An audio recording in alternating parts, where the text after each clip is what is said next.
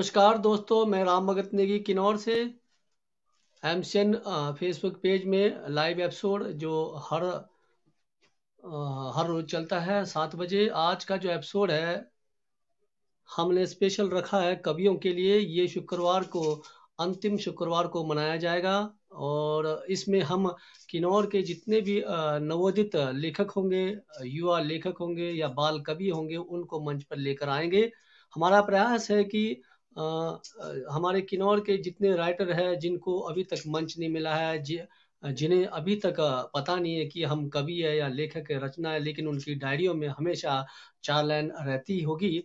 तो हमारा प्रयास है कि किन्नौर के साथ साथ पूरे भारत के कवियों को इस रूबरू के द्वारा आपके समक्ष हम लेकर आए। आज का एपिसोड आज से ये शुरू कर रहे हैं। तो इसमें आज हमारे साथ रहेंगे हमारे किन्नौर के सुप्रसिद्ध साहित्यकार, लेखक और रचनाकार आदरणीय टाशी नेगी जी, जिन्होंने बतौर किन्नौर के ऊपर बहुत सारे शोध किए हैं, काम किया है उन्होंने, और संस्कृति पर उन्होंने बहुत अच्छी जो है बुक्स निकाली है और लिख भी रहे हैं अभी हमारे किन्नौर के ऊपर। और साथ में वो एक अच्छा गजलकार और फनकार भी है। वो अभी हमारे मंच पर उपस्थित होने ही वाले हैं, शायद अभी जुड़े नहीं है। और साथ में हमारे युवा कवि अर्जुन नेगी जी, जिन्हें गजल के मतलब एक विख्यात गजल के रूप में वो हमारे किन्नौर में उभरते हुए युवा कवि हैं। और साथ में वो जॉब भी करते हैं, व्यवसाय जॉब भी करते हैं। और साथ में हमारे साथ जुड़े हैं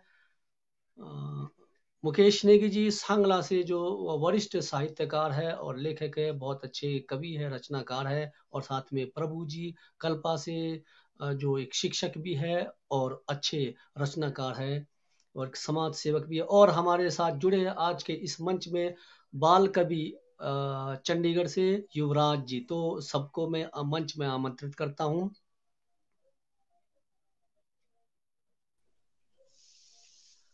युवराज जी कैसे हो? नमस्कार। हाँ जी, मैं ठीक हूँ। नमस्ते। आप कहाँ से हो बेटा? नमस्ते। मैं चंडीगढ़ से हूँ, 23 सेक्टर। बहुत खूब, बहुत बेहतरीन। आप में ये जो कविता की भावना जो आपने एक प्रस्तुत किया, आपका मैंने वीडियो यूट्यूब में देखा था। तो ये आपको कब से भावना जागी? क्या पिताजी लेखक है तभी आपको भावना जागी? पापा से जागी है। बहुत खूब। चलिए और भी अतिथि से हम मिलते हैं।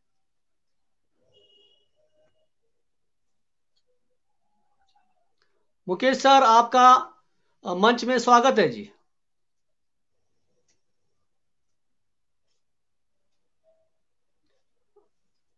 मुकेश सर, आपका मंच में स्वागत है जी। स्वागत है, स्वागत है हमारे आप सांगला सभी से का। मुकेश नेगी जी बहुत अच्छे साहित्यकार और रचनाकार हैं। आप बीच बीच में मंच में आते रहते हैं। अभी और अतिथि से हम आपको मिलाएंगे।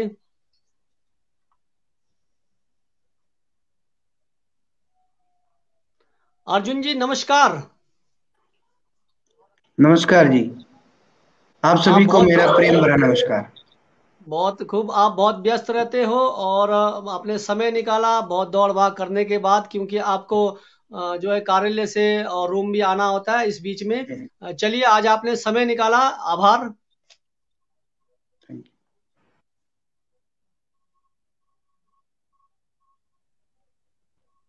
नमस्कार प्रभु जी, आपका एमसीएन पेज में स्वागत है। नमस्कार सर, नमस्कार सबको, मेरा नमस्कार।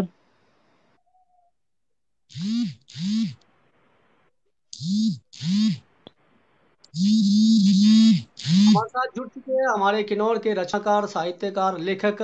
तो इनके बारे में हम जानेंगे और इनसे कविताएं सुनेंगे। और साथ में जो हमारे बाल कवि है जो चंडीगढ़ से जुड़े हैं, तो उनके बारे में जानेंगे और उनकी कविता भी सुनेंगे।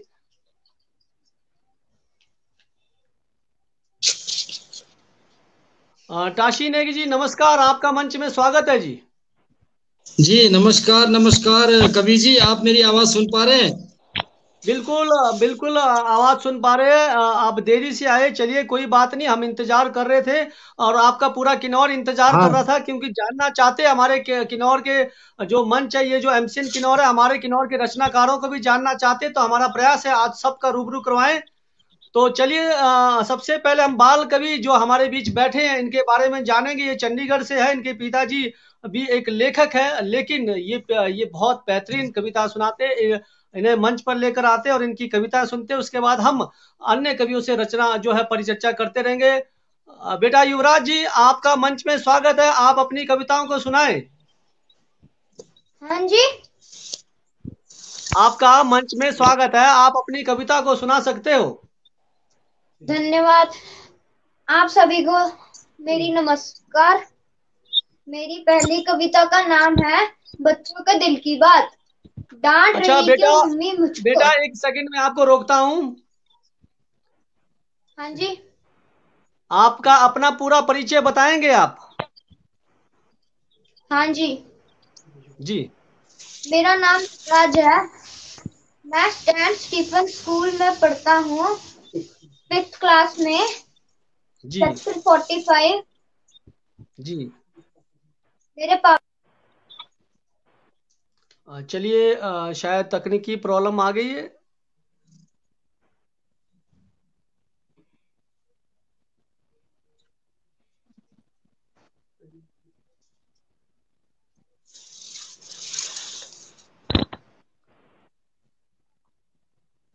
चलिए आप अपना रचना सुनाएं बेटा, आप अगर मेरी आवाज आ रही है तो।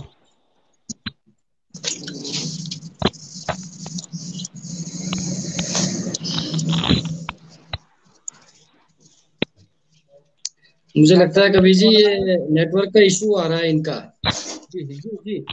तो हमारे साथ मंच में बैठे आदरणीय टाशी नेगी जी, तो हम इनके बारे में जानेंगे। किन्नौर के पहले जो है पहले तो शायद मुझे इतना ज्ञान नहीं कि किन्नौर में कितने रचनाकार हैं, लेकिन मैं जानता हूँ टाशी नेगी जी और हमारे जो मीरू से हमारे गोलदार नेगी जी और हमारे विद्यासागर नेगी जी और हमारे गेलोंग जी परिचित हूँ, और साथ में टाशी साथ भी।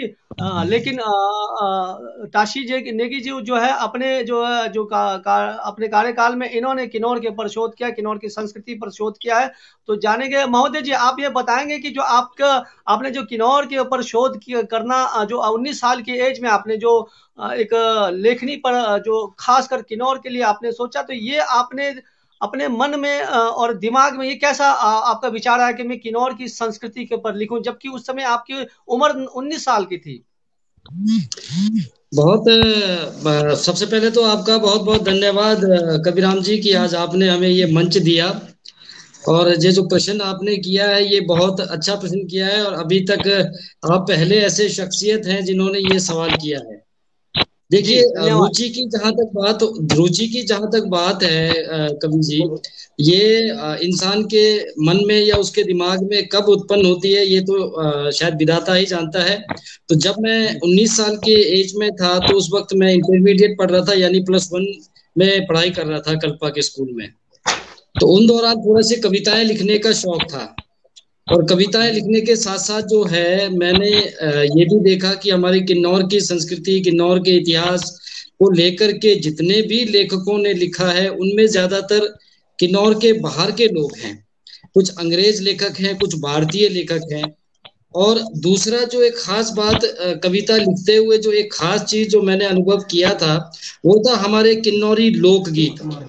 तो अक्सर मेलों में या त्योहारों में या किसी तरह के सामाजिक उत्सवों में जब हम किन्नौरी लोकगीत को सुनते थे तो उसका जो धुन, उसका जो रिदम है वो मुझे हमेशा अपनी ओर खींचता चला जाता था। तो सोचा कवि जी कि क्यों ना इस पर इनको संकलित किया जाए। प्रयास था, बहुत आसान भी नहीं था क्योंकि मैं उस वक्त इतना भाषा का इतना ज्ञानी नहीं था, मेरी पकड़ भाषा में उतनी अच्छी नहीं थी।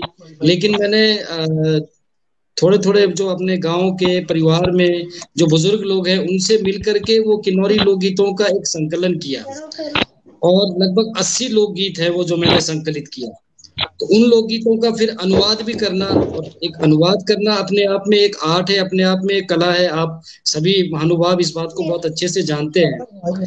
तो अनुवाद करके फिर जब उसको मैंने पूरी तरह से किताब का शक्ल दिया, उसके बाद शक्ल देने के बाद जो सबसे बड़ी समस्या आती है वो आती है पब्लिकेशन की।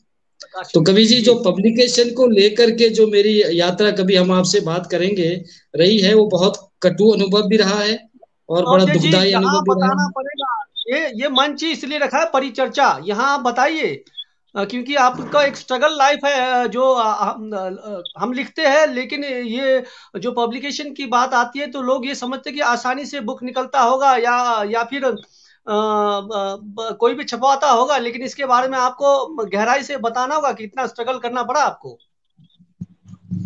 जी कवि जी, देखिए, जब मुझे ये किताब, मैंने इसको पांडुलिपि में तैयार किया, तो उस वक्त उसको प्रकाशन को लेकर के मैं हमारे तत्कालीन डीसी किन्नौर से लेकर के तत्कालीन मुख्यमंत्री से तक मिल चुका, भाषा अकादमी से मिल चुका, लेकिन किसी ने भी उस पुस्तक को प्रकाशन को लेकर के मुझे कोई आर्थिक सहायता तो दूर की बात, किसी तरह का जो एक सकारात्मक जो एक सपोर्ट होता है वो भी नहीं दिया गया।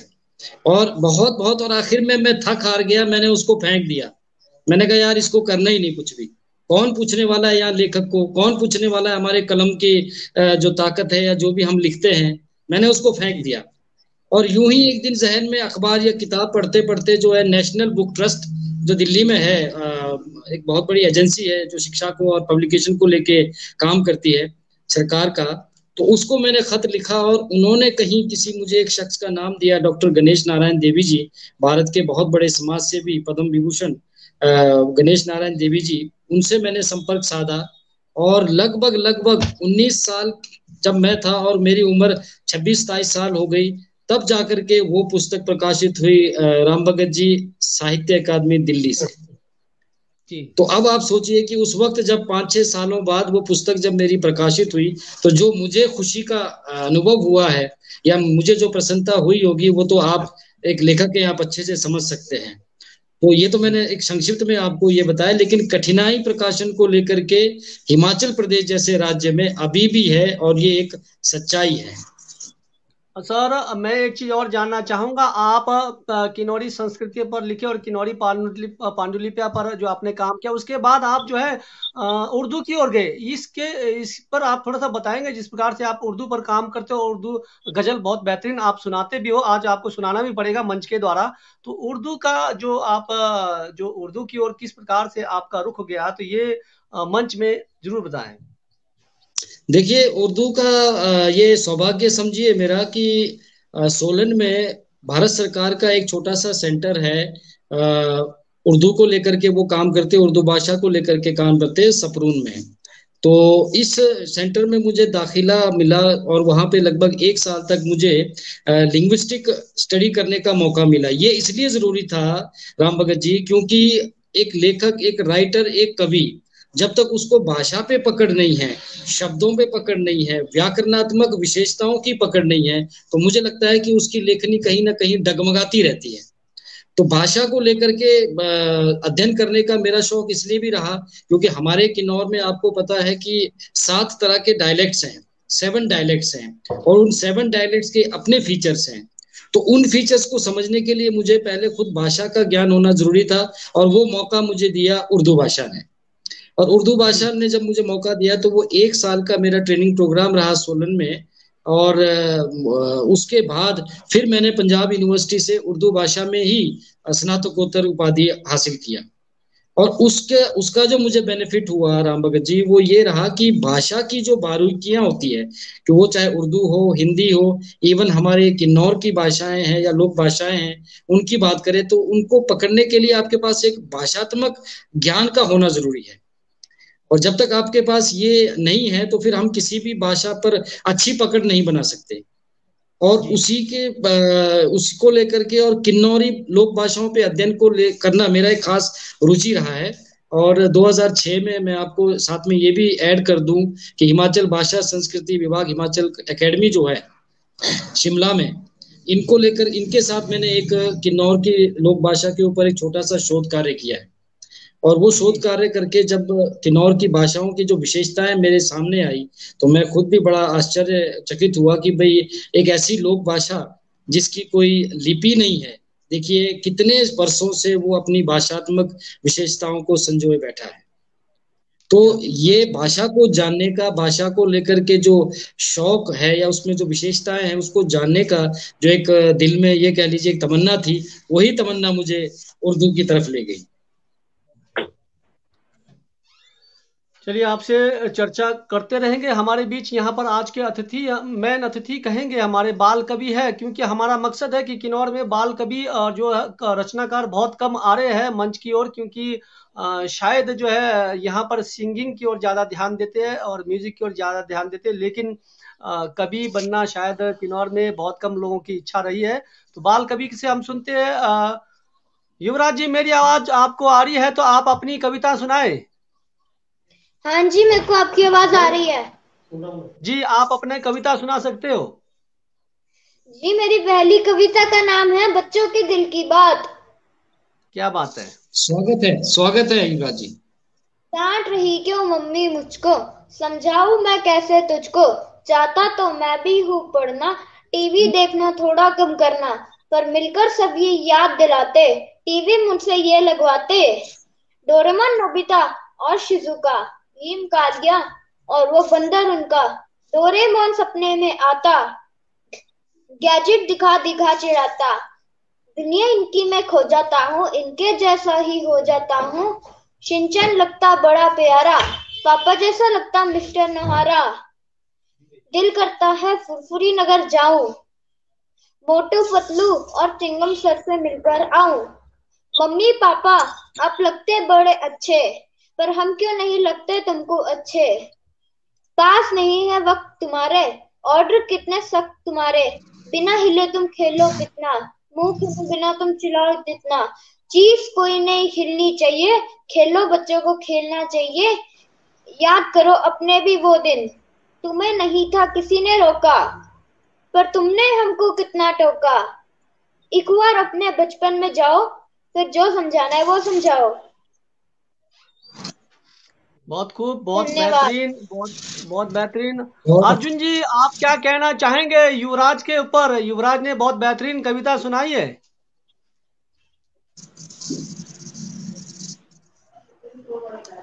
बहुत सुंदर कविता सुनाई जी युवराज जी ने।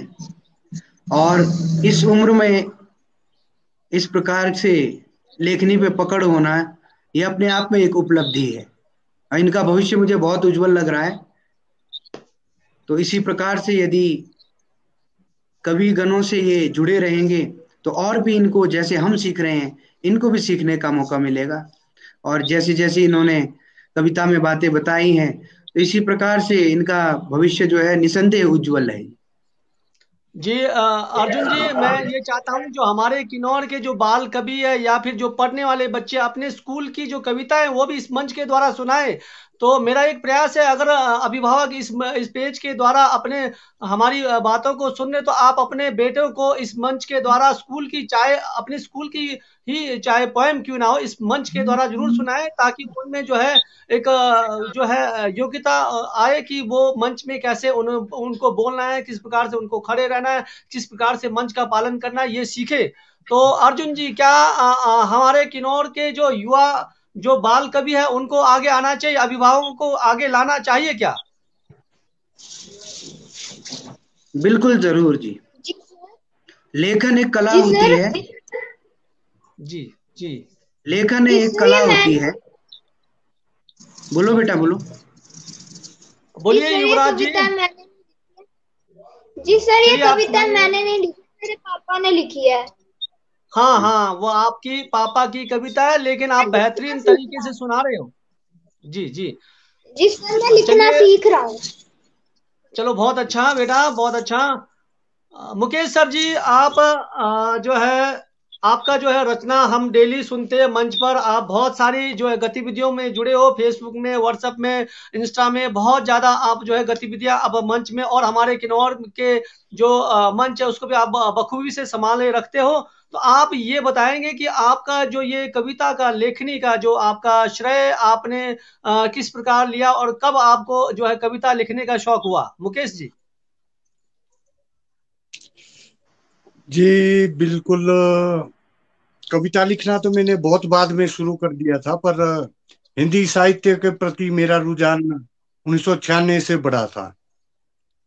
1996 में मैंने प्रभाकर की, तो प्रभाकर करने के दौरान मुझे पता लगा कि सभी की कविताएं पढ़ता था। तो कविताएं पढ़ने के साथ साथ मात्राओं का ध्यान देना पड़ता है। छंदों में मात्राओं के अनुसार चलता है, लघु गुरु और कई तरह के इस तरह के। तो उसके बाद एमए करने के दौरान जैसे काव्य शास्त्र वगैरह पढ़ा, तो लिख तो सकता था मैं उस टाइम, कुछ कहानी टाइप में डायरी में उतारता तो था, पर कविता लिखना मैंने शुरू कर दिया था 2007-8 से। जी। तो एमफिल किया था मैंने उस टाइम, में यूनिवर्सिटी में था, तो वहाँ सभी कुछ ना कुछ अपने डायरी में उतारते हैं, कोई जाता है कोई नया आता है वहां पढ़ने के लिए। तो हम भी दूसरों की डायरी में एक आध कविता लिख के देते थे, तो साइन करके देते थे। तो उसी तरह बड़े बड़े कवियों को पढ़ने के की रुचि के कारण अपने मन में जो भी ख्याल आता है मैं उतारते चला गया। तो लगभग 2-3 साल तो मैं डायरी में लिखते गया। उसके बाद 12-13 में मैं हिमधारा मंच से जुड़ा था हिमाचल के। तो 2-4 लेखक और थे, उनके साथ कंप्यूटर था मेरे पास, उसमें लिखते रहता था दिन भर जो मेरे मन में ख्याल आता था। तो इस तरह आगे बढ़ता गया। अब आप लोगों के साथ जुड़ा हूँ, एक पुस्तक भी प्रकाशित कर रखी है, तो कभी कभार चलते रहता है।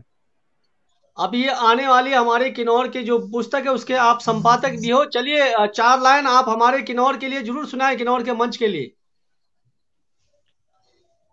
जी बिल्कुल बिल्कुल। मैं शहीदी दिवस पर एक मुक्तक सुनाता हूँ। जी। सरफरोशी की तमन्ना दिल में लेकर, जज्बा रखा हम ना डरेंगे ना मिटेंगे। आजादी के लिए कुर्बान हो सकते, देश प्रेम का रास्ता दिखा देंगे। हम तो चल दिए देश तुम्हें छोड़कर, अब जोर आजमाइश करना बाकी। सत्ता के आगे झुकने से नहीं डरते, हम शहीद हुए आगे इतिहास बना। धन्यवाद। बहुत खूब, बहुत बेहतरीन। चलिए हम परिचर्चा करते रहेंगे क्योंकि 1 घंटा का एपिसोड है, और हमारे आज के अतिथि अच्छा प्रभु जी, आप एक शिक्षक हो और आपने जो है हमारे जो है कवियों की महफिल के आप महासचिव भी हो। हमारे जो किन्नौर की कवि को आप संभाले रखते हो, संजोए रखते हो। तो आपने ये जो लेखनी जो आपने किस प्रकार से आपने लेखनी का ये जो जज्बा आप में कब आया और क्यों आया, ये इस पर बताएं। और आपकी पहली कविता कौन सी रही जो आपने पहली बार आपने लिखा हो?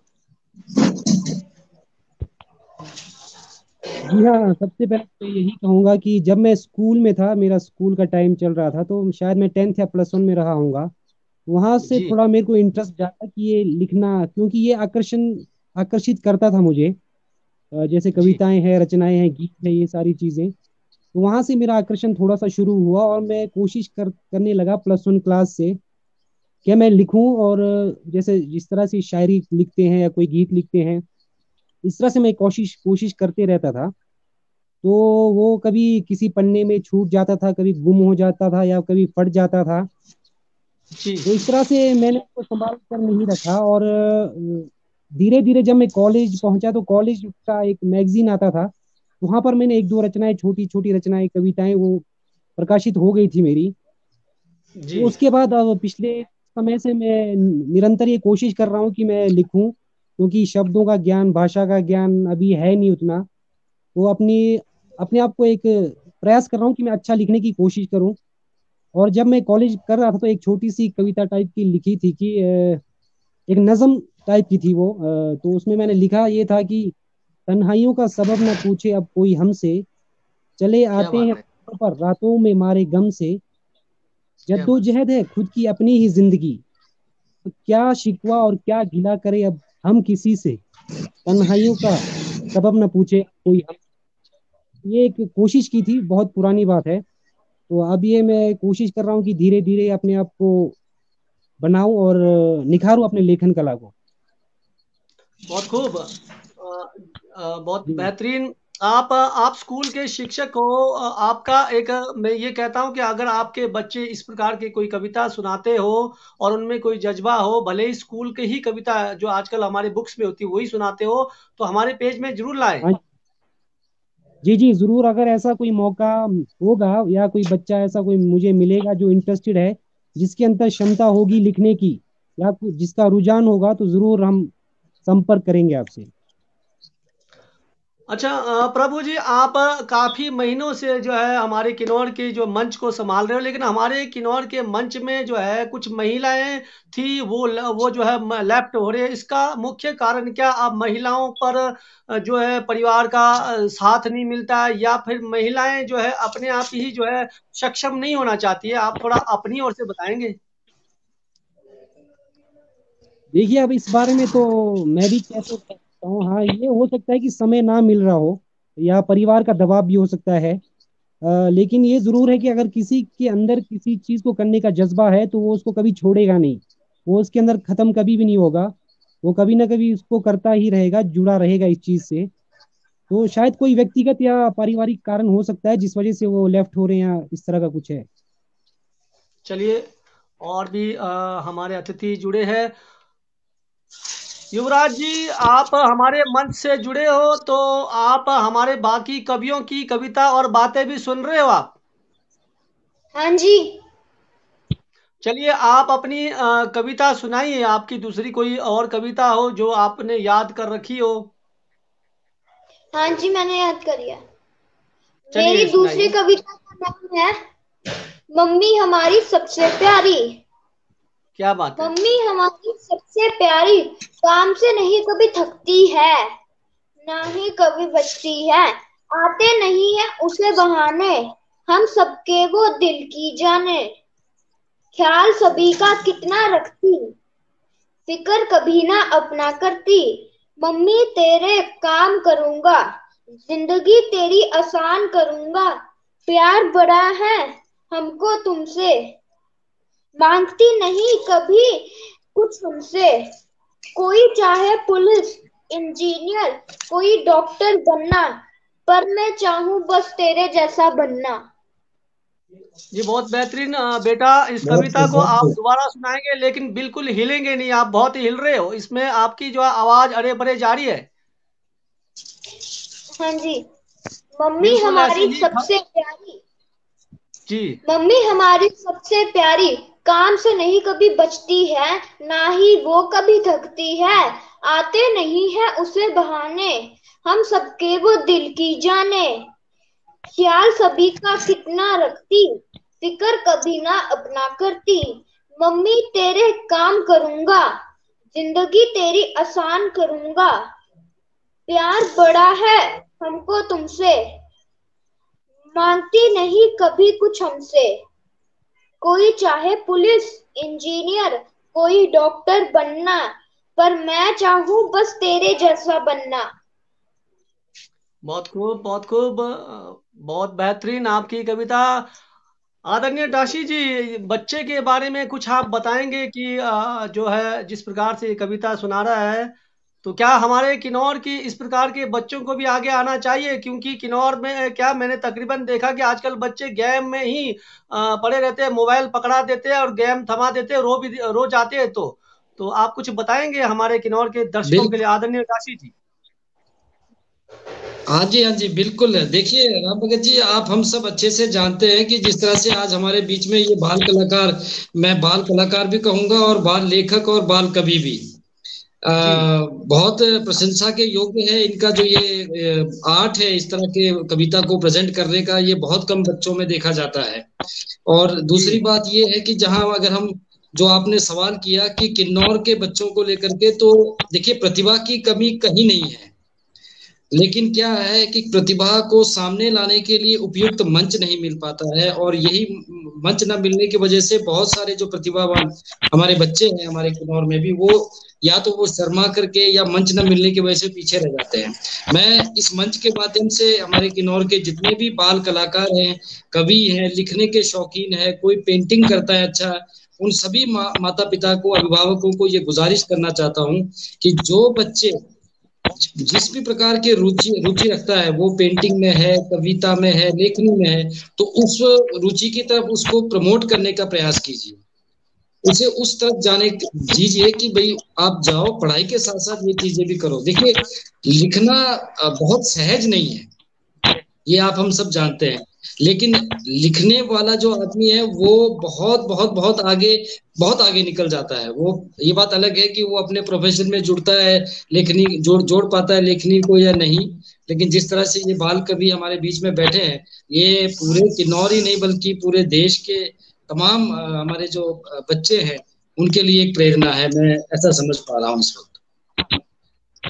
चलिए, हमारा एमसीएन पेज का यही मकसद है कि हमारे किन्नौर के अगर बाल कवि इस प्रकार से हो, अगर उनसे मंच नहीं मिल रहा है तो हमने ये मंच रखा है शुक्रवार के अंतिम एपिसोड में, अंतिम दिन में, जो शुक्रवार का अंतिम दिन होगा उसमें हमने ये रूबरू एपिसोड रखा है। इसमें हम किन्नौर के साथ, हिमाचल के साथ, देश के कवियों को भी लेकर आएंगे जहां तक हमारा परिचय रहेगा। चलिए ताशी जी, जब मंच बनाई है तो थोड़ा गजल हो जाए। हाँ, बिल्कुल बिल्कुल। और आज मैं अपनी गजल से शुरुआत नहीं करूंगा, बहुत दिनों से मेरे दिल में एक तमन्ना थी।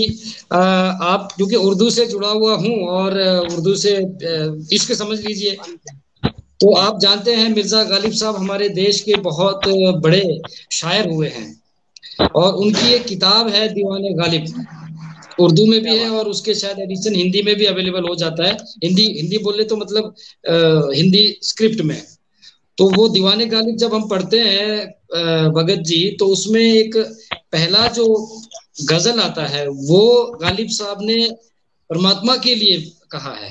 तो मैं उसका 4 लाइन आपको सुनाता हूँ, और उस 4 लाइन से मैं अपने कुछ 2-3 शेर जो है वो आपसे साझा करूंगा। देखिए वो किस तरह से लिख रहे हैं, आप इसको समझने का प्रयास कीजिएगा कि उन्होंने परमात्मा को कैसे अपने शब्दों में, अपने गजल में किस तरह से पिरोया है।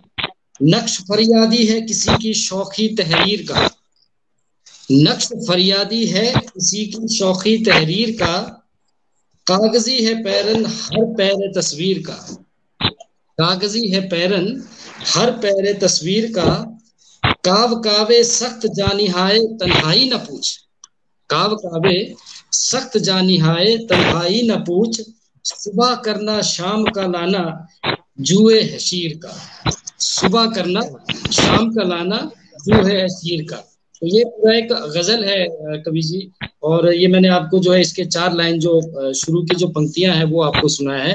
काफी लंबा ये गजल है और बहुत खूबसूरत गजल है, इसके मानी को समझना भी अपने आप में बहुत टफ है। तो गालिब साहब हम सभी के लिए प्रेरणा स्रोत है, खासकर मेरे लिए तो उनकी ये जो एक गजल है ये मैंने आपको सुनाया। अच्छा, दूसरा 4 पंक्तियां मैं आपको, आप जानते हैं कि कोरोना काल को हुए लगभग 1 साल का समय निकल गया, और उस काल में हमारे बहुत से मजदूर जो है वो सड़कों पे चलते रहे, भूखे रहे, सूखी रोटियां लेकर के रहे। तो उनको ये जो 4 लाइन मैं सुना रहा हूँ शेर के माध्यम से, ये वो आपको बीच रख रहा हूँ कि बेबस होकर मैं चला था तेरी ओर। देखिए एक मजदूर क्या सोच के जब वो पैदल निकला था तो वो क्या सोच के चला था, बेबस होकर मैं चला था तेरी ओर, खाने को 7 रूखी रोटियां थी। बेबस होके मैं चला था तेरी ओर, खाने को 7 सूखी रोटियां थी, पाँव में टूटा सा एक जूता था, पाँव में टूटा सा एक जूता था, गरीब हूं इसलिए कोई उम्मीद न थी, गरीब हूं इसलिए कोई उम्मीद न थी, ए मंजिल तू और कितनी दूर थी, ए मंजिल तू और कितनी दूर थी। तो भगत जी ये बहुत सुंदर 4 लाइनें मैंने उनको डेडिकेट किया है, ये मैं पूरा करूंगा, उसके बाद ये अधूरा ही समझ लीजिए, तो उसके बाद मैं आपको ये बीच में नेक्स्ट प्रोग्राम में कभी ये जरूर रखूंगा। तो अभी एक और गजल सुनाऊं या शेर सुनाऊं कवि जी, आपका जो आदेश हो। जी जी जी, सुनाइए सर, आज मंच हमारे कवियों के लिए, हमारे आप सुनाते रहिए। जी अच्छा, तो लीजिए फिर एक नज़म टाइप का है ये, शायद मैं मुझे ध्यान नहीं आ रहा है कि मैंने ये आपके बीच में पहले भी रखा हो, तो चलिए जो दर्शक हमारे बीच में नए हैं उनके लिए ही ये मैं नजर कर रहा हूँ कि किसी के जख्म का दवा बन तो बात बने, क्या बात। किसी के जख्म का दवा बन तो बात बने, यूं तो जनाजे को देख गैर भी रोता है। किसी के जख्म का दवा बन तो बात बने, यूं तो जनाजे को देख गैर भी रोता है। किसी मुफलिस को गले लगा तो बात बने, यूं तो समंदर का पानी भी खारा होता है। किसी मुफलिस को गले लगा तो बात बने, यूं तो समंदर का पानी भी खारा होता है। अगली पंक्तियां हैं, सूखे रेगिस्तान में दरख्त बन तो बात बने। देखिए अब इंसान अपनी जिंदगी में सोचता है कि मैंने बहुत कुछ कर लिया, जबकि कई बार होता है कि कुछ नहीं किया है। तो ये चार पंक्तियां जो है उस तरफ ही इशारा कर रही है कि सूखे रेगिस्तान में दरख्त बन तो बात बने, यूं तो जिंदगी सबका फानी होता है। सूखे रेगिस्तान में दरख्त बन तो बात बने, यूं तो जिंदगी सबका फानी होता है। किसी के अश्क को पोंछ ले तो बात बने, यूं तो उठते बादलों में भी पानी होता है। किसी के अश्क को पोंछ ले तो बात बने, यूं तो उड़ते बादलों में भी पानी होता है। अगले चार पंक्तियां हैं, किसी प्यासे को पानी बन तो बात बने।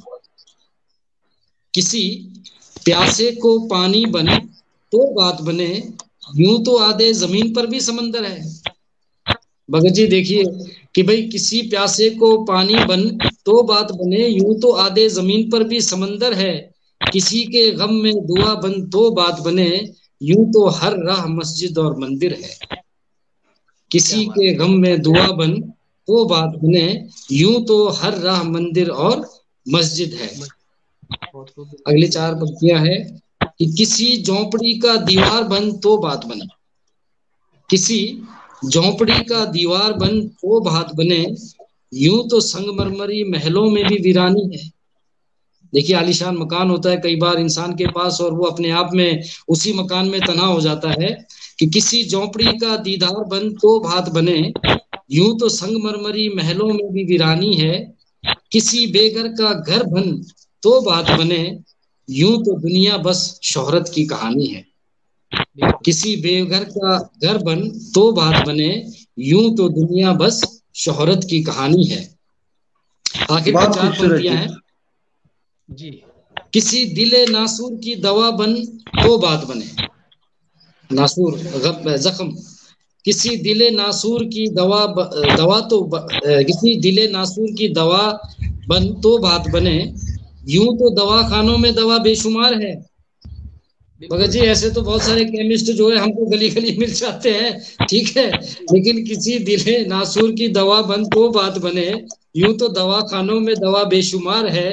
किसी के गम का तबीब बन तो बात बने, तबीब मतलब डॉक्टर, किसी के गम का तबीब बन तो बात बने, यूं तो हर इंसान उम्र भर बीमार है। किसी के गम का तबीब बन तो बात बने, यूं तो हर इंसान उम्र भर बीमार है। किसी दिले नासूर की दवा बन तो बात बने, यूं तो दवा खानों में दवा बेशुमार है। जी शुक्रिया, बहुत बहुत आभार सर, आपने आज हमारे किन्नौर के मंच को जो समा बांध के रखा, आपने समय निकाला, बहुत व्यस्त रहते हो। हमारे बीच जो हमारे अतिथि बैठे हैं अर्जुन नेगी जी, जो एक सिविल इंजीनियर है और जो कटगांव से है, और साथ में जो है कविता लेखनी करते हैं। तो इनकी कविताएं पिछले कल भी मैंने एक कविता इनकी सुनाई थी इस मंच के द्वारा, मेरा किन्नौर सुंदर किन्नौर हमारा, थोड़ी सी उसमें इन्हीं की कविता थी। और हमारे साथ उपस्थित हो चुके हैं। तो महोदय जी, आपकी जो लेखनी का जो, आप सिविल इंजीनियर हो, आप जबकि इंजीनियर जो है मेडिकल नॉन मेडिकल ही सब्जेक्ट का होता है, लेकिन आप अर्जुन सर जी आपसे ही बात कर रहा हूँ, तो आप जो है ये लेखनी की ओर कैसे आप आ गए, आप थोड़ा सा बताएंगे हमारे को। आप मेजरमेंट से लेकर, जैसे अर्जुन जी मेरी आवाज आ रही है? जी जी बिल्कुल आ रही है। माप तोल को निकाल कर आप कैसे लेखनी की ओर आगे? जी जी मैं इंजीनियर बनने से पहले से ही लिखता था। क्या मेरी बात है, लेखनी की शुरुआत वर्ष 2001 से हुई है जी। बहुत खूब। और मेरे आदर्श कवि और शायर रहे हैं श्री रामधारी सिंह दिनकर जी, मिर्जा गालिब जी और श्री हरिवंश राय बच्चन जी। जी इन्हीं की कविताओं को पढ़ते, लिखते, सुनते। और इसमें एक और विशेष बात जोड़ूंगा कि जी, मैंने 6ठी से 10वीं तक जो है संस्कृत पढ़ी है। और क्या बात है, संस्कृत को पढ़ने का भी एक बहुत बड़ा योगदान रहा कि मेरा काव्य की तरफ जो है रुझान चला गया। बिल्कुल बिल्कुल बिल्कुल। क्योंकि संस्कृत बड़ी ही वैज्ञानिक भाषा है और संस्कृत के जो श्लोक हैं वो श्लोक पूर्णतया गीत रूप में, जितने भी हमारे ग्रंथ हैं वो गीत रूप में लिखे गए हैं। तो जी उनमें जो, जैसे कह रहे हैं कि छंदों पर आधारित ये सारी रचनाएं होती हैं। तो जी वर्ष 2001 अर्थात मैं 9वीं कक्षा से लिख रहा हूं। उसके पश्चात न जाने कितनी ही कविताएं मैंने लिखी और वो छोटी छोटी पत्रिकाओं में प्रकाशित होती रही। लेकिन बहुत खूब। मेरा सौभाग्य रहा कि वर्ष 2007 में हिमाचल प्रदेश की सुप्रसिद्ध जो पत्रिका है हिमप्रस्थ, जो पूरे भारतवर्ष में पढ़ी जाती है, भारतवर्ष ही नहीं विदेशों में भी पढ़ी जाती है, उस पत्रिका में मेरी पहली कविता एक औपचारिक रूप से प्रकाशित हुई थी। उसके पश्चात निरंतर ये लेखन का कार्य चलता रहा। और मैं आपसे ये बात साझा करना चाहूंगा कि मेरा बड़ा सौभाग्य रहा है कि मुझे बहुत बड़े बड़े शायरों, बहुत बड़े कवियों का सानिध्य प्राप्त हुआ है और उनसे लिखने के गुण सीखने का मुझे मौका मिला है। जी तो यही कारण रहा कि मुझे बोलने के लिए भी बहुत बड़े बड़े मंच प्राप्त हुए, प्रादेशिक स्तर पर, राष्ट्रीय स्तर पर, और मैं ये कहूंगा कि अंतर्राष्ट्रीय स्तर पर भी मैंने कविताएं पढ़ी हुई हैं। बहुत खूब। तो ये लेखन के इस प्रकार से चलता रहा और ये आशीर्वाद जो है ईश्वर का ही होता है।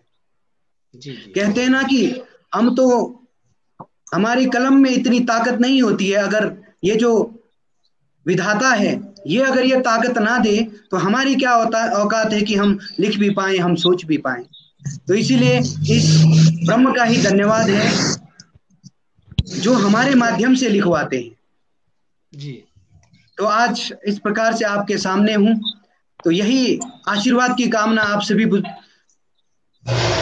जो शुभ चिंतक होते हैं, आप सभी से ऐसे आशीर्वाद की कामना रहती है कि आपका आशीर्वाद बना रहे और ये लेखनी परिष्कृत होती रहे। जी जी, बहुत बेहतरीन। आपने हमारे किन्नौर के लिए बहुत बेहतरीन जो है आज यहाँ कहा कि किस प्रकार के हमारे किन्नौर के जो कवियों ने जो काम किया है, देश विदेश से लेकर अंतर्राष्ट्रीय मंच तक उन्होंने जो है अपना जो है काव्य पाठ किया, हमारे किन्नौर के लिए गर्व की बात है। और ये इस प्रकार के हमारे रचनाकार भी आगे निकलते, क्योंकि आज तक हमारे को कोई पता नहीं था कि हमारे किन्नौर के कवि लोग भी कहीं किसी स्टेज तक जाते, ये हमारे को इसी मंच के द्वारा हमारे को समझने को मिल रहा है। तो अर्जुन जी बहुत एक गजल गायक भी है और बेहतरीन तरीके से अपनी कविताएं और गजल सुनाते गायकी के अनुसार। तो मैं आग्रह करता हूं सर, आप गायकी के अंदाज में कोई गीत या गजल या कविता प्रस्तुत करें आप। जी जी, मैं कुछ मुक्तक सुनाता हूं जो अभी जी एक साझा संग्रह प्रकाशित हो रहा है, जिसके संपादक डॉक्टर विजयपुरी जी हैं, हिमाचल के बड़े ही प्रसिद्ध साहित्यकार हैं। तो जी उसमें एक मेरी कविता प्रकाशित हो रही है, स्वाभिमान है हिंदी। उसमें कुछ मुक्तक के माध्यम से मैंने अपनी बात कहने का प्रयास किया है। तो मेरे गीत श्रद्धा है, कविता आराधना मेरी, मातृभाषा मेरी हिंदी है संवेदना मेरी, धड़कती है हृदय में और जिभा से अविरल बहती है, मेरा तो जीवन है हिंदी, हिंदी चेतना मेरी। बहुत अच्छे, सर का बहुत खूब, ताज बहुत है खूब, हिंदी, बहुत खूब। हमारी शान है हिंदी, राष्ट्रभाषा राजभाषा भारत की पहचान है हिंदी, हिंदी प्रेम है मेरा, हिंदी है मेरी पूजा, देश प्रेमी है वो जिसका स्वाभिमान है हिंदी। गंगा जमुना सी बहती निर्मल है इसकी धारा, चमकती धरती पर ऐसे जैसे अंबर में ध्रुव तारा। मिश्री सी है मीठी ये, मुलायम है माखन जैसी, हिमालय सी ऊंची है और समेटे है सागर सारा। बहुत अच्छा है, क्या बात है, बहुत खूब। धन्यवाद। भारत की दुलारी और जन जन की प्यारी हिंदी, महकती है फूलों सी ये इस चमन की प्यारी हिंदी। संस्कारित है सदियों से संस्कृत की छवि इसमें, दिशाएं गाती यश इसका हर मन की प्यारी हिंदी। दिशाएं गाती यश इसका हर मन की प्यारी हिंदी। धन्यवाद जी। बहुत अच्छे, बहुत अच्छे, बहुत सब जानने को मिला कि हमारे बीच ऐसे ऐसे फनकार है हमारे किन्नौर में, जो है गायकी के द्वारा भी हमारे मंच को जो है कविता प्रस्तुत करते हैं। और ये हमारे लिए सौभाग्य की बात है, एमसिन पीक में जो हमारे जो किन्नौर के कवि जो है आज हमारे समक्ष बैठे हैं। तो युवराज जी, आपको मेरी आवाज आ रही है बेटा? हाँ जी। आपके पास कोई और रचना है सुनाने के लिए? हाँ जी है। चलिए, हिलना नहीं है आपने, हिलोगे तो आपकी आवाज जो है इधर उधर खिसकेगी, तो आपने स्थायी बिल्कुल खड़े रहकर एक ही जगह वैसे सुनाना है, ठीक है? भले ही आप सामने किताब रख लो। चलिए, आप अपनी किताब जो है आज की जो है ये जो कविता है जरूर सुनाएं। ओके। मेरी तीसरी कविता का नाम है ख्वाहिशें। जल्दी जल्दी मैं बड़ा हो जाऊं, फिर अपनी मर्जी से कहीं भी आऊं जाऊं। डांट डपट से पीछा छूटे मेरा, कद पापा से लंबा हो जाए मेरा। थप्पड़ पड़ने फिर बंद हो जाएंगे, पापा भी फिर दोस्त बन जाएंगे। पर्स नोटों से भरा हो मेरा, फिर जो मन करे मैं वो मोबाइल एक हो मेरा अपना, कब होगा पूरा सपना। साइकिल नहीं मैं बाइक चलाऊं, हवा के संग मैं उड़ता जाऊं। बस एक बार कॉलेज पहुंचा दे, रब्बा मेरी लाइफ बना दे। ये खत्म हो जाएगा झमेला, फिर मैं देखूंगा दुनिया का मेला। बहुत खूब बेटा, बहुत बेहतरीन। आज आपने हमारे जो है किन्नौर के जो बाल कवियों में भी शायद उत्साह आया होगा कि हमारे जो है छोटे बच्चे भी कविता सुना सकते हैं। हमारी कोशिश रहेगी कि अगली बार जो है हम किन्नौर से भी कोई ऐसे ही बाल कवि को लेकर आएंगे, अगर हमारे अभिभावक जो है सहमति जताएं। चलिए टाशी जी, आपके आने वाली जो है कुछ और भी पुस्तकें हैं प्रकाशन होने वाली, आप उस पर काम कर रहे हैं किन्नौर के शोध पर, तो आप ये बताएंगे कि उसमें क्या चीज है? क्या प्रकृति से संबंधित है, पर्यावरण से संबंधित है, या फिर कल्चर से संबंधित है, या भाषा से संबंधित है? मतलब उनमें क्या आपने समावेश किया है जो अभी आपके आने वाली पुस्तकों में? जी भगत जी, मेरी जो अभी जल्दी प्रकाशित हो रही है वो पुस्तक है हमारे पश्चिम हिमालय में आदिम लोक परंपराएं, वो किन्नौर के संदर्भ में है। और इस पुस्तक में आप देखेंगे कि किन्नौर में जितने भी ओरल हिस्ट्री है, जो ओरल कल्चर है, वो किस तरह से हमने संजो के रखा है। आपको अच्छे से विदित है कि हमारे किन्नौर में हर गांव का अपना एक ओरल हिस्ट्री है। तो उस पुस्तक में आप प्रत्येक किन्नौर के लगभग सारे गांवों का जो है ओरल हिस्ट्री देखेंगे। उसके साथ जो है आप हमारे किन्नौर में जो इकोनॉमिक हिस्ट्री कह लीजिए, तिब्बत से शुरू होकर के और उसके बाद जो बुशहर राजवंश के टाइम पे जो रहा, और फिर आजाद भारत में जिस तरह का इकोनॉमिक जो हिस्ट्री है किन्नौर का, उस पर मैंने फोकस किया है। नेक्स्ट जो मेरी आगामी पुस्तक है वो किन्नौर का इतिहास जानना चाहूंगा। टाशी जी, मैं आपसे छोटा सा जानना चाहूंगा, चलिए आपका पुस्तक आएगी, तो क्या जैसे सन 47 की लड़ाई में या फिर जो भी हम 1857 की जो संग्राम हुई थी, जो हमारा जो आजादी का, तो जो किन्नौर जो हमारा एक जो एरिया था, तो ये अछूता कैसा रहा, मतलब अंग्रेजों से? यहाँ पर अंग्रेज आ नहीं सके और अंग्रेजों के द्वारा कोई आक्रमण नहीं हो सका। अंग्रेज क्या, ये जो हमारी उस समय रोड नहीं खुलने के कारण अंग्रेजों को दिखाई नहीं दिया?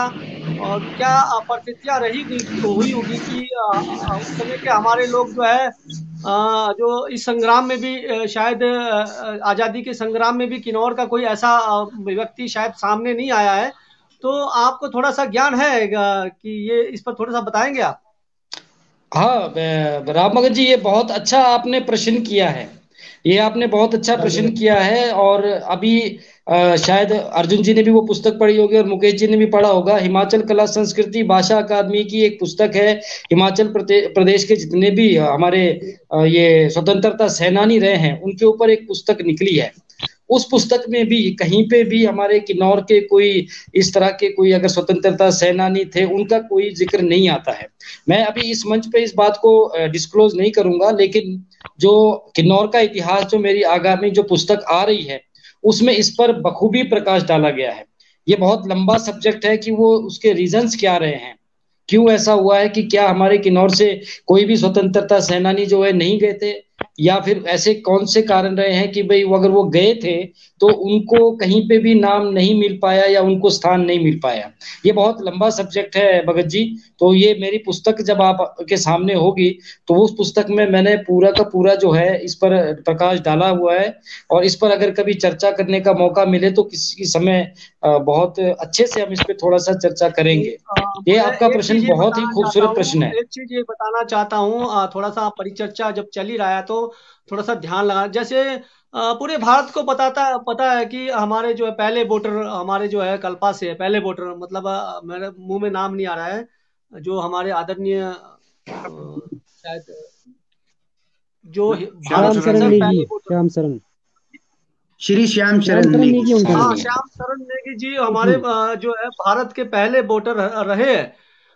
जब उनका नाम है तो मेरे ख्याल से होने चाहिए। तो क्या ये चलिए आपकी किताब के द्वारा जानेंगे, लेकिन कहीं ना कहीं जो किन्नौर के लोगों को आगे नहीं ला गया है, हो सकते हैं ऐसा कि संग्राम में हमारे किन्नौर के लोगों ने भी भाग लिया हो? बिल्कुल बिल्कुल बिल्कुल बिल्कुल। इसमें देखिए भगत जी, एक बहुत अच्छी बात, इंटरेस्टिंग बात मैं आपको बताऊं कि ऐसा नहीं है कि किन्नौर के लोगों का जो है स्वतंत्रता में कहीं योगदान नहीं रहा है, बिल्कुल रहा है। उससे पहले भी अगर आप बुशहर रियासत को खंगालते हैं, बुशहर रियासत को देखते हैं, तो बुशहर रियासत को मजबूत बनाए रखने में, उसकी सीमाओं को सुरक्षित किए रखने में और आंतरिक सरकार जो बुशहर की थी उसको मजबूत बनाए रखने में हमारे किन्नौर के लोगों का बहुत बड़ा हाथ रहा है। मैं आपको एक छोटा सा एग्जाम्पल देता हूं। राजा केहरी सिंह जी, जो सन 1639 में बुशहर के राजा बने थे, वो जब तिब्बत में मानसरोवर की यात्रा के लिए निकले थे, और उनका जी मकसद था कि तिब्बत के साथ उस समय जो गुगे एम्पायर था, उस एम्पायर के साथ संधि करें। तो उन्होंने सहयोग मांगा था अपने पड़ोसी राणाओं और ठाकुरों से कि भाई मेरे साथ जो है थोड़े से सैनिक, मुझे सहायता चाहिए, भेज दीजिए। लेकिन आपको जानकर ये आश्चर्य भी होगा और प्रसन्नता भी होगी कि उनके साथ कोई नहीं गया था।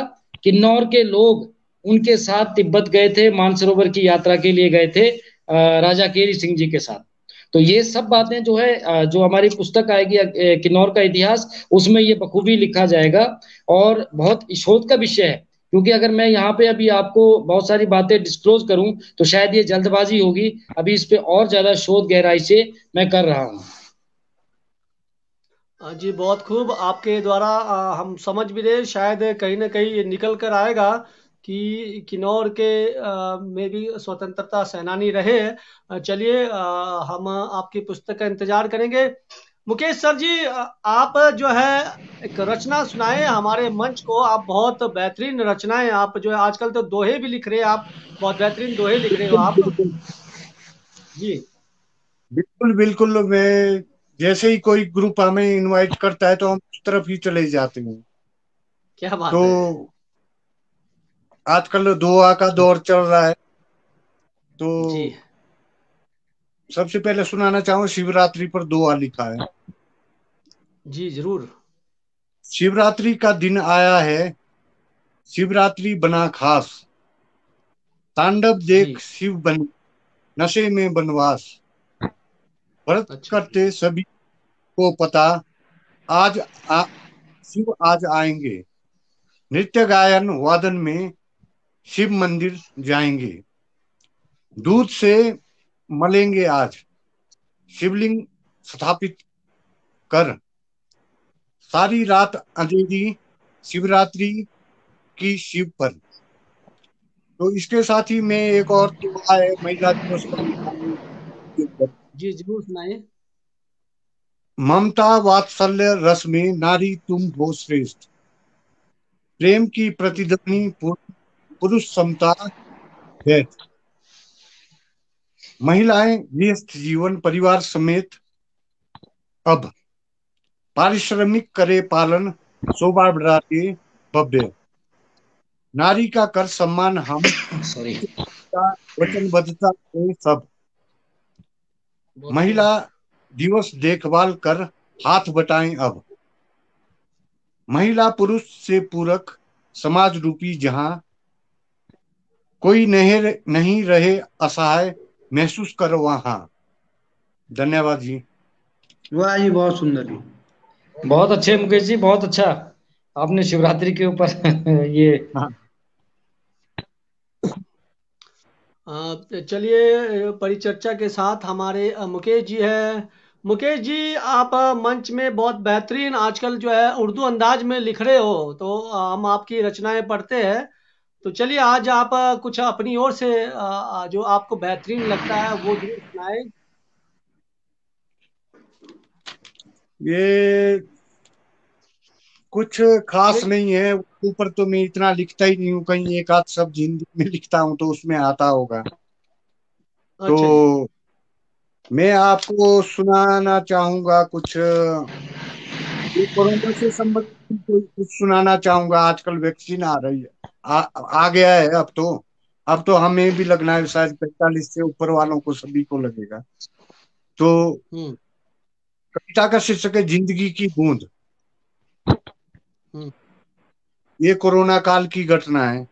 जिंदगी दौड़ लगा रही, कभी आंगन घर के भीतर दिन निकलते रहे, अस्पताल इंतजार में गाड़ियां दौड़ रही सड़कों पर, डॉक्टर मास्क लगाए फिर कोई आ गए, नाक ढके सभी देख रहे भीतर क्या हो रहा, मरीज कब लौट कर आएगा, बिस्तर पर लेटाए सांस दिया जा रहा, आस मरीज की सांस ना जाए, एकाएक अफड़ा तफड़ा मचाती भीड़, पुकारे ईश्वर से प्रार्थना, कार्यकर्ताओं को डर चालान ना कटे, नाक तो ढके सांस किधर से लें, मरीज सोचता यम से पूछा जाए अगर होता सामने कि सांस ले जाओगे कि मुझे छोड़ोगे।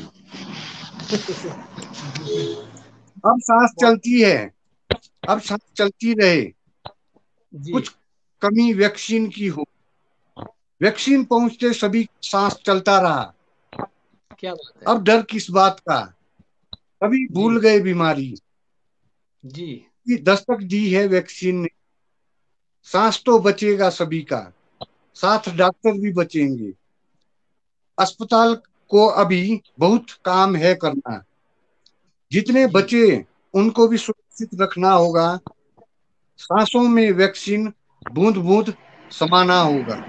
धन्यवाद।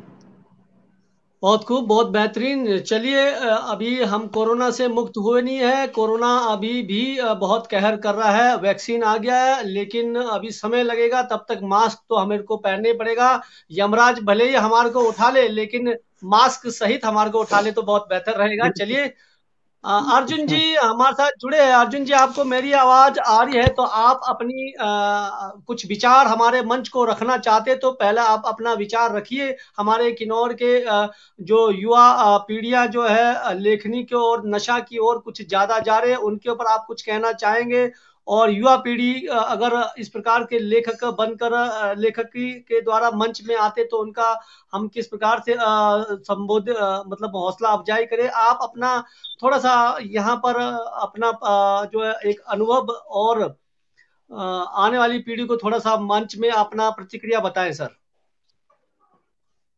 जी, मैं पहले भी आपसे अपनी बात साझी कर रहा था कि लेखन एक कला है और कला का होना एक व्यक्ति के रचनात्मक होने को दर्शाता है। और जब किसी व्यक्ति में रचनात्मकता होती है तो उसके माध्यम से न जाने कैसी कैसी भावनाएं वो या तो गीतों के माध्यम से, कविताओं के माध्यम से, अलग अलग कोई पेंटर होता है तो पेंटिंग के माध्यम से, इस प्रकार से जो अलग अलग रचनात्मक जो कार्य होते हैं उनके माध्यम से न केवल अपने अंदर का जो एक सुंदर इंसान है वो बाहर आता है, बल्कि एक जो रचनाकार है वो समाज को भी योगदान देता है। जी,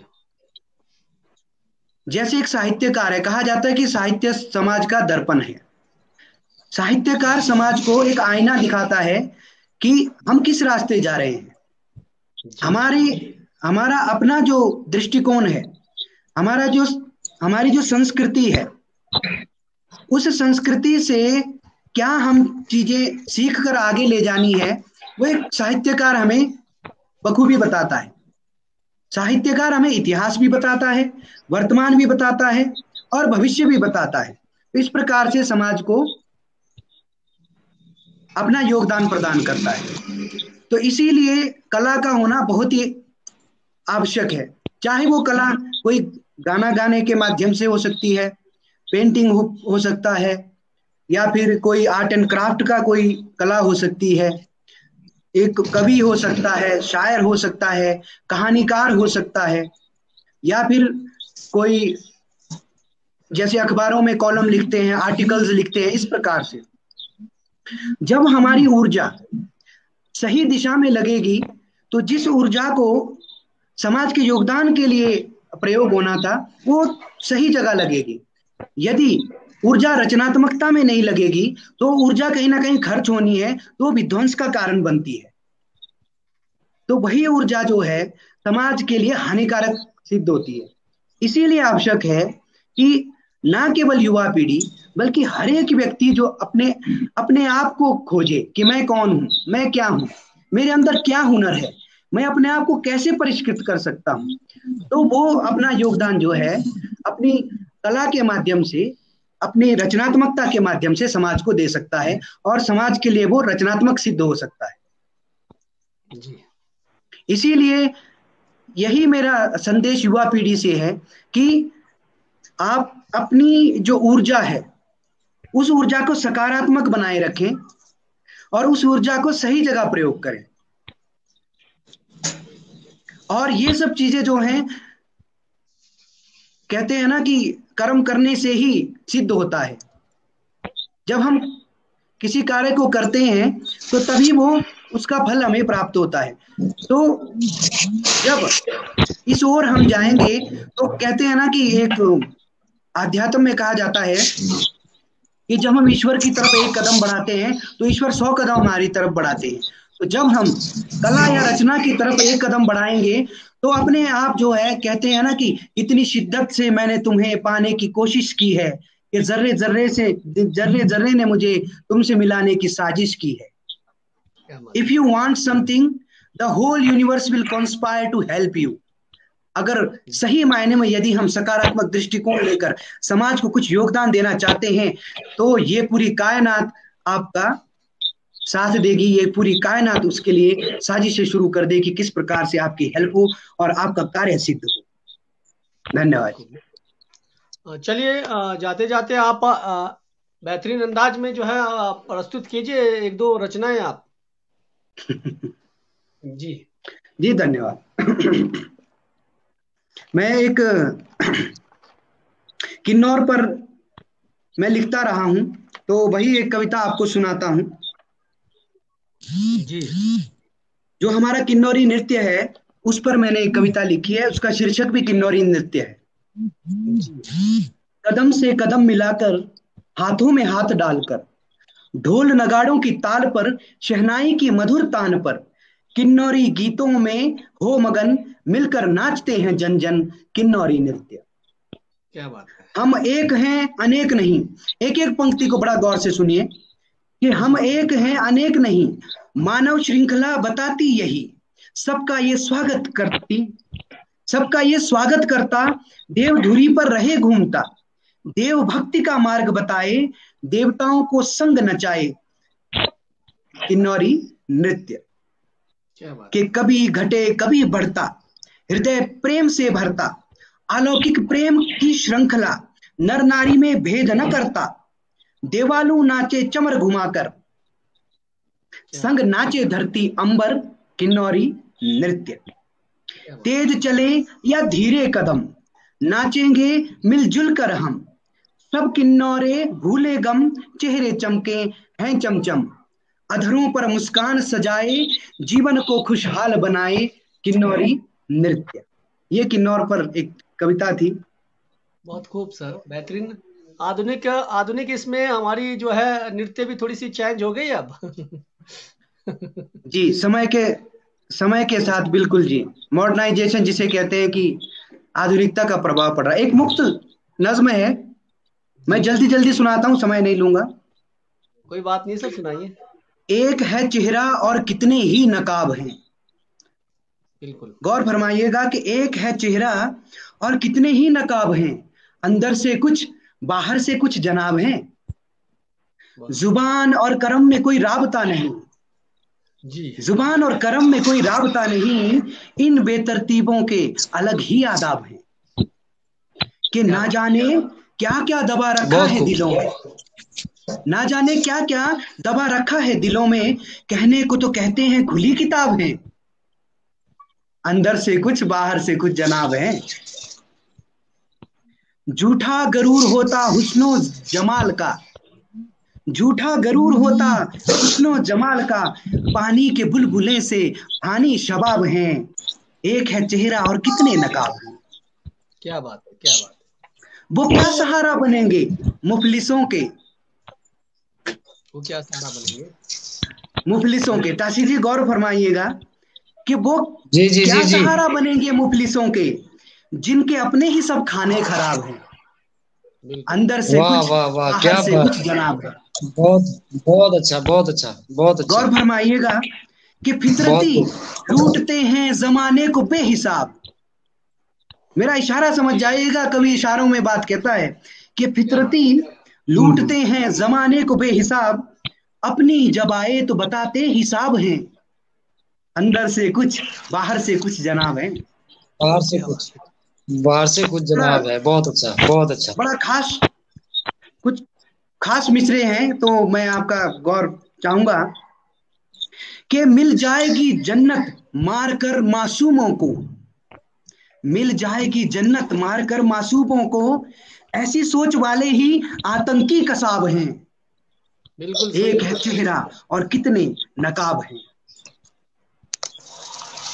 चराग तक नहीं है ये, कुछ लोग बताते हैं कि हम तो रोशन कर रहे हैं दुनिया को, तो गौर फरमाइएगा कि चराग तक नहीं है ये, चराग तले अंधेरे, चराग तक नहीं है ये, हैं चराग तले अंधेरे, दिखाते हैं ऐसे जैसे कि आफताब हैं, अंदर से कुछ बाहर से कुछ जनाब है। बहुत बहुत बहुत, ये पंक्ति लाजवाब, धन्यवाद, बहुत लाजवाब पंक्ति है ये, बहुत खूब अर्जुन जी, बहुत लाजवाब पंक्ति, बहुत धन्यवाद। अंतिम पंक्तियां कि बेहयाई की गद्दी में बैठे हैं ताने सीना, बेहयाई की गद्दी में बैठे हैं ताने सीना, जाने किस बदनाम शहर के ये नवाब हैं, जाने किस बदनाम शहर के ये नवाब हैं, कि एक है चेहरा और कितने ही नवाब हैं, बदनाम शहर के नवाब है। बहुत खूब, नवाब हैं, एक है चेहरा और कितने ही नकाब हैं, अंदर से कुछ बाहर से कुछ जनाब है, बाहर से कुछ जनाब है। धन्यवाद। बाहर से कुछ जनाब है। बहुत बहुत बहुत ही सुंदर है, बिल्कुल सत्य है। आज के टाइम में ये ऐसे ही हमारे को देखने को मिलता है, एक चेहरा है कितने नकाब है। अगर हम कहेंगे तो आधुनिक युग में ये चेहरे नेताओं के बाहर से कुछ अंदर से कुछ, अगर हम चलिए ये काव्य हमारी ओर से तो हास्य व्यंग है। प्रभु जी आप बहुत बेहतरीन लिखते हो और आप जो है किन्नौरी में भी लिखते हो। आप जो है आजकल आपकी जो है उर्दू में भी टच आपकी जो है कविताएं आ रही है। तो प्रभु जी मेरी आवाज आ रही है तो जरूर एक दो रचना आप सुनाएं। जरूर जरूर। सबसे पहले तो अर्जुन भाई बहुत ही बेहतरीन लिखते हैं, बेहतरीन सुनाते भी हैं, और साथ ही टशी भाई हमारे ये कल्पास ही हैं। और हमारे लिए गर्व की बात है कि इतना ये शोध कार्य करते हैं, इतना लिख रहे हैं, और हमारे किन्नौर के इतिहास के बारे में ये इतना शोध कर रहे हैं, तो बहुत खुशी की बात है ये। मैं तो लेखन में इतना एक्सपर्ट तो नहीं हूँ, लेकिन कोशिश कर रहा हूँ, और कुछ पंक्तियां लिखने की कोशिश की है, और उम्मीद करूंगा आप लोगों को अच्छा लगेगा। जी एक ख्वाब है हकीकत हो जाए, एक और बार तुझसे मोहब्बत हो जाए। क्या बात है। खाली एक ख्वाब है हकीकत हो जाए, एक बार एक तुझसे और बार मुलाकात। तुझसे मोहब्बत हो जाए। जी जी जी बहुत खूब, बहुत सुंदर अच्छा। मतलाई। जी जी जी जी। एक ख्वाब है हकीकत हो जाए, एक और बार तुझसे मोहब्बत हो जाए। खलिश इस दिल की मिट जाए कभी, खलिश इस दिल की मिट जाए कभी, ऐसा ना हो खुदा कि कयामत हो जाए। क्या बात है। हाँ, क्या बात है, बहुत खूब। क्या बात है। चंद चंद टुकड़ों में बिखरी पड़ी है हसरतें मेरी, चंद टुकड़ों चंद में बिखरी टुकड़ों में पड़ी। बिखरी पड़ी है हसरतें मेरी। समेट लूं जी सब कुछ, मुकम्मल हर हसरत हो जाए। समेट लूं सब जी कुछ, मुकम्मल हर हसरत हो जाए। जीने की ख्वाहिश कब तक रखोगे दिल में, जीने की ख्वाहिश कब तक रखोगे दिल में। सांसें न कहीं तेरी रुखसत हो जाए, सांसें न कहीं तेरी रुखसत हो जाए। तन्हा बहुत हूँ अपने शहर में अब मैं, तन्हा बहुत हूँ अपने शहर में अब मैं। किसी मोड़ पे तो तेरी सोहबत हो जाए, किसी मोड़ वाह, पे तो तेरी वाह जी, सोहबत बहुत हो जाए। खूब। बहुत खूब, बहुत उन बेहतरीन। निगाहों का जादू देखा नहीं मैंने कब से, उन निगाहों का जादू देखा नहीं मैंने कब से। लौट आना ऐसा ना हो कि मुद्दत हो जाए, लौट आना ऐसा ना हो कि मुद्दत हो जाए। ये सोच कर सजदे में रहता हूँ मैं, ये सोच कर सजदे में रहता हूँ मैं। क्या मालूम कब तेरी रहमत हो जाए, क्या मालूम कब तेरी वाह रहमत जी, हो बहुत जाए। सुंदर जी। बहुत बहुत खूब। बहुत खूब। मुफलिसी गवारा है मगर ए दोस्त, मुफलिसी गवारा है मगर ए दोस्त। बेकरार हूँ कि कब बरकत हो जाए, बेकरार हूँ कि कब बरकत हो जाए। वाह जी वाह। धन्यवाद, धन्यवाद। बहुत अच्छे। बहुत बेहतरीन रहा आज का। चलिए मैं भी जाते जाते आप समक्ष, आप लोगों के समक्ष अगर अनुमति हो तो एक छोटी सी रचना रखूंगा। बिल्कुल बिल्कुल, अनुमति है सर? बिल्कुल सुनाइए बिल्कुल सुनाइए। महाराज। इरशाद जी, इरशाद, स्वागत इरशाद, है। इरशाद, इरशाद। वैसे मैं रोज का सुनाता रहता हूँ, मेरा तो काम सुनाना ही है। फिर भी चलिए, आप लोग इतने महान आत्माओं के साथ में जुड़ा हूं तो मेरा एक फर्ज बनता है कि चार रचनाएं या एक दो लाइन में आप लोगों के समक्ष रखूं। तो ये मेरा शीर्षक है, होली में मनाऊं कैसे। कहने का मतलब कि कोरोना काल है, मास्क लगाना है और दूरियां हमने अपनाना है, 2 गज की दूरियां। तो फिर होली कैसे मनाऊं, इसको समझना है। नहीं, बहुत बहुत बहुत अच्छा कोरोना ये का आपका डर सोच है, सताए, बिल्कुल। कोरोना का डर सताए इस बार हम होली कैसे मनाएं। कोरोना का डर सताए इस बार हम होली कैसे मनाएं। मास्क लगाकर होली खेले, 2 गज की दूरी से कैसे खेले। मास्क लगाकर होली खेले तो जी 2 गज की दूरी से कैसे खेले। 2 गज मतलब 6 फुट का दूरी है। ठीक है जी। हाँ हाँ। कोरोना का डर सताए इस बार हम होली कैसे मनाए। मास्क लगाकर होली खेलें तो 2 गज की दूरी कैसे खेले। कोरोना का ये दूसरा काल है। हाँ, कोरोना का ये दूसरा काल है। इस बार कोरोना का नया चाल है। हाँ, इस बार कोरोना का नया चाल है। हाथ तो मिलाना नहीं, रंगों से हम कैसे खेले।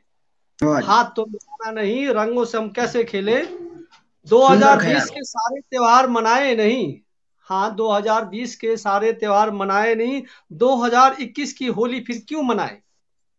हाँ 2021 की होली फिर क्यों मनाए, 2020 की सारे त्योहार मनाए नहीं, 2021 की होली फिर क्यों मनाए। चलो छोड़ो इस बार की होली, चलो छोड़ो इस बार की होली, चलो छोड़ो इस बार की होली, छोड़ो बनाना मस्तानों की टोली, छोड़ो बनाना मस्तानों की टोली। रंग ना लगा तो क्या होली ना होगी, रंग ना लगाए तो क्या होली ना होगी। झूमो नाचो गाओ बिन होली की ये टोली होगी, हाँ झूमो नाचो गाओ बिन होली की ये टोली होगी। डीजे संग नाचो 2 गज की दुनिया बनाओ, हाँ डीजे लगाओ और दूर ही रहो और दूर से ही टीका का वो दिखाओ, हाँ होली होली।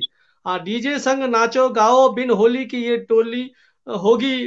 डीजे संग नाचो 2 गज की दूरियां बनाओ, ऐसे इस बार होली मनाऊं बिना रंग की ही होली मनाऊं, हाँ ऐसे इस बार होली मनाओ बिना रंग की होली मनाऊं। मिलकर सब कोरोना का भगाओ, इस बार ऐसी होली मनाओ, हाँ इस बार ऐसी होली मनाओ। कहने का मतलब ये है कि मास्क भी लगाना है, हाथ भी नहीं मिलाना है और 2 गज की दूरियां बनाना है, तो फिर होली कैसे मनाएंगे। तो होली ऐसे मनाएंगे, डीजे लगाएंगे, 2 गज की दूरियां बनाएंगे, दूर से ही हम टीका का इशारा करेंगे, आपको एक्सपेक्ट करना पड़ेगा, ऐसे हम होलियां मनाएंगे। तो धन्यवाद आप लोगों ने समय निकाला।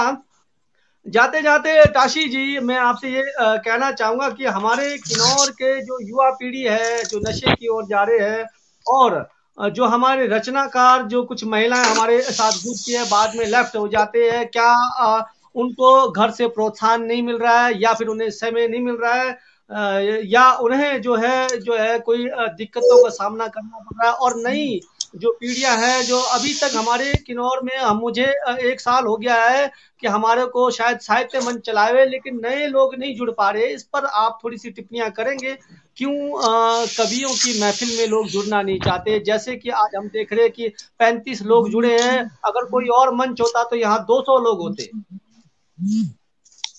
हाँ भगत जी, इसमें अभी थोड़ी देर पहले जो हमारे साथी प्रभु जी ने जो बात रखी है वो बिल्कुल सही बात कहा है कि हमारी जो महिला जो कवि हैं वो अगर किसी कारणवश समय नहीं दे पा रही हैं तो वो निजी भी हो सकता है। रही बात जो नए जो कवि हमारे से नहीं जुड़ पा रहे हैं, तो उसमें अभी मुझे लगता है कि थोड़ा समय लगेगा, क्योंकि कुछ कवि ऐसे हैं जो मंच में आकर के बोलने से भी परहेज भी करते हैं, अभी झिझकपन भी है। तो हमें ये देखना होगा कि भी अगर कुछ ऐसे लोग हमें आइडेंटिफाई हमसे हो जाता है तो उनको पहले तो झिझक दूर करना होगा। ऐसे बहुत से लोग होंगे मुझे लगता है कि जो मंच पे आकर के बोलने से झिझकते हैं, और युवा साथी खासकर वो भी झिझकेंगे। महिला हमारी कोई अगर साथी ऐसी हैं जो लिखना चाहती हैं, बोलना चाहती हैं और लिखा भी है, तो हो सकता है कि उनमें झिझक हो, लेकिन समय का थोड़ा सा इंतजार करना चाहिए हमें। आहिस्ता आहिस्ता आपका जो प्रयास है वो रंग ला रही है भगत जी, और मुझे पता है और मैं पूरे विश्वास के साथ आपको कह सकता हूँ कि आने वाले 1 आध सालों में लगभग हम ये जो आंकड़ा आप बता रहे हैं ये सैकड़ों में चला जाएगा। बहुत खूब। चलिए जाते जाते सर अगर आप कुछ और विचार रखना चाहेंगे या फिर 2-3 कुछ और आप गजल टाइप का कुछ सुनाना चाहेंगे तो जरूर सुनाएं। देखिए, मैं अपने गजल 2 लाइनों से खत्म करने से पहले एक बात तो मैं भगत जी ये कहना चाहूंगा कि किन्नौर में जो साहित्यिक इस वक्त जो साहित्यिक अवस्थिति है वो बहुत ज्यादा अच्छा नहीं है, ये आप हम सभी जानते हैं। तो हम सभी लोगों का ये दायित्व बनना चाहिए या दायित्व होना चाहिए कि हम किन्नौर को जो एक साहित्य मंच है उसको किस तरह से सुदृढ़ करें। कम से कम किन्नौर के अंदर 1 या 2 साल में 1 या 2 इस तरह के साहित्यिक गतिविधियों का होना बहुत जरूरी है। आप बहुत इसके बहुत जुझारू एक सदस्य हैं हमारे और काम भी कर रहे हैं पिछले कई समय से, तो इस पर थोड़ा प्रयास कीजिए। बाकी मैं, मुकेश जी, अर्जुन जी, प्रभु जी और हमारे किन्नौर के बाकी जितने भी कवि हैं, लेखक हैं, साहित्यकार हैं, वो भी हमारे साथ होंगे, ये मुझे पूरा विश्वास है। तो ये इस पर थोड़ा सा फोकस करने का प्रयास हमें करना चाहिए ताकि किन्नौर के जो साहित्यिक मंच है उसको एक प्लेटफॉर्म अच्छे से पूरे प्रदेश में और देश में मिल पाए। बिल्कुल बिल्कुल जी, ये इस पर थोड़ा सा प्रयास करना चाहिए, और क्योंकि अभी समय है और तो समय रहते इस पर थोड़ा सा हमें एक रणनीति बना करके वो कर लें तो ज्यादा बेहतर है। जी इसी पर हम चर्चा पर हम कहना चाहेंगे कि हमारा प्रयास चला है, लेकिन कोरोना के वजह से अभी दिक्कतें आ रही है। मुकेश जी अभी ऑफिस जाकर आए, मुकेश जी आप थोड़ा बताएंगे, आप जब ऑफिस जाकर आए तो वहां से क्या आपको मिला है किन्नौर के कवियों के बारे में और कविता पाठ के बारे में? जी बिल्कुल बिल्कुल। मैं अभी पिछले हफ्ते मेरा पीओ चक्कर लगा था से, तो मैं सोचा वहीं भाषा विभाग भी देख लूं, क्योंकि पहले भी मतलब 8-10 साल पहले भी जाता था मैं। ताशी जी के साथ हमने भी कल्पा में पीओ में कोई सेमिनार अटेंड किया है भाषा अकादमी का। तो वैसे हमारे किन्नौर की तरफ से तो आज तक ऐसा कोई मतलब रुझान कहीं दिखा नहीं, पर भाषा अकादमी शिमला द्वारा कभी बहुत सालों बाद एक आध बार होता है। तो भाषा विभाग में मैंने हाँ, इसमें बहुत ज्यादा बात बहुत की। ज्यादा विराम लग गया है मुकेश जी। हाँ बिल्कुल। तो उन्होंने बताया था, मैंने बताया था, अब तो हम बहुत कवि हो गए किन्नौर में, हमने बहुत लोग अपना ग्रुप बनाया है, तो हम भी गोष्ठी कराना चाहते हैं, हम अपनी ओर से तो कराएंगे। तो उन्होंने कहा था हम शायद मई जून में किन्नौर वालों का करा देंगे काव्य गोष्ठी, और उसके बाद हिमाचल वाला कराएंगे, एक बार जरूर कराएंगे कराएंगे कहा था उन्होंने। तो हम हाँ, यही काव्य आस रख गोष्ठी रहे के हैं, साथ अगर वो लोग ना कराते हैं, फिर हमारी जो साझा काव्य संकलन आ रही है उसके आने के हाँ बाद हम सोचेंगे मई मई में। हम हाँ हाँ, नहीं तो हम और खुद अलग भी अरेंज अलग, करके प्रबंध कर सकते हैं। जी जी जी, किन्नौर के और काव्य काव्य सम्मेलन के अलावा मुकेश जी, किन्नौर के और भी बहुत सारे टॉपिक्स पे हम लोग सेमिनार वर्कशॉप वगैरह करवाने के लिए प्रयास कर सकते हैं। इसके लिए जिला प्रशासन से मैं समझता हूँ कि हमें सहयोग मिलेगा, और भाषा अकादमी से तो सहयोग मिलेगा ही मिलेगा। तो भगत जी थोड़ा सा इस पर आप एक रूपरेखा तैयार कीजिए, और हमसे जो सहयोग आपको चाहिए, कहीं पे किसी से मुलाकात करनी है, मिलना है, तो मैं, मुकेश जी, प्रभु जी, और अगर जरूरत पड़ी तो अर्जुन जी को भी हम शिमला से यहाँ आने के लिए थोड़ा सा गुजारिश करेंगे। तो हम सभी इस पर प्रयास करें तो मुझे लगता है कि एक बहुत सार्थक पहल होगा। बिल्कुल ये बिल्कुल, एकत्र मंच तो होना चाहिए हमारा। ये विचार आप लोगों का किन्नौर बिल्कुल का एक सराहनीय है, एकत्र मंच लेकिन होनी चाहिए। कोरोना काल के कारण हुआ नहीं। लेकिन जैसे ही कोरोना काल का जो लॉकडाउन हट गया, उसके बाद जो सर्दियां आ गई, सर्दियां आने के बाद फिर अभी वही कोरोना की परिस्थितियां आ रही है। हम टच में ही है सर। जैसे ही हमारा प्रयास है बुक्स जैसे हमारा साझा बुक्स आता है, तो उसके साथ हम सारी गतिविधियों को हम छेड़ लें। हाँ हाँ, और बहुत बहुत ये बहुत अच्छा रहेगा, बहुत अच्छा रहेगा, और इस पर हमें बहुत गंभीरता से सोचना होगा। अभी समय रहता है, क्योंकि बाद में समय निकल जाएगा तो शायद हम कुछ नहीं कर पाएंगे। जी धन्यवाद, आप लोगों ने किन्नौर के लिए समय निकाला। अर्जुन जी आपका भी बहुत बहुत धन्यवाद, और प्रभु जी जी जी, आपके भी बहुत बहुत धन्यवाद, टाशिनेगी जी आपके भी बहुत धन्यवाद, थैंक और यू जी। मुकेश जी धन्यवाद। शुभ रात्रि। और हमारे बिल्कुल। युवराज जी, शुभ रात्रि बेटा। आपके पास कोई कविता है? और नहीं नहीं, और चलिए बेटा, हम आपको दोबारा कभी बुलाएंगे। शुभ रात्रि, नमस्कार। हाँ जी, नमस्कार।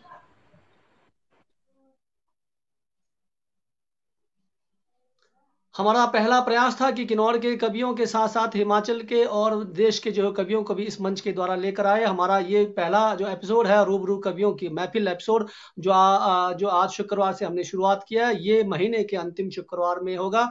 और हम दर्शकों को ये बताना चाहते हैं कि अगर आपके घर में भी कोई जैसे बाल कलाकार हो, तो उनको जरूर मंच में लेकर आएं और हमारे एमसीएन के साथ जुड़े। हमारा एमसीएन पेज जो है विज्ञापन के लिए भी आपको प्रोत्साहन दे रहा है, क्योंकि हमारे बहुत सारे ऐसे जो है उद्योग होते हैं जो लोगों को समझ नहीं होता है। ये जो एमसीएन पेज है पूरा किन्नौर देखता है। तो अगर आपका कोई व्यवसाय से संबंधित कोई भी आपने विज्ञापन देना है, तो आप हमारे स्क्रीन पर हमारे नंबर चल रहे हैं, तो हमारे से संपर्क कर सकते हैं। चलिए हम मिलते हैं शनिवार के एपिसोड में। शनिवार हमारा एपिसोड है किन्नौरी संध्या, इसमें हम मिलेंगे जो हमारे हिमाचल के बाल कलाकार हैं उनसे हम मिलेंगे।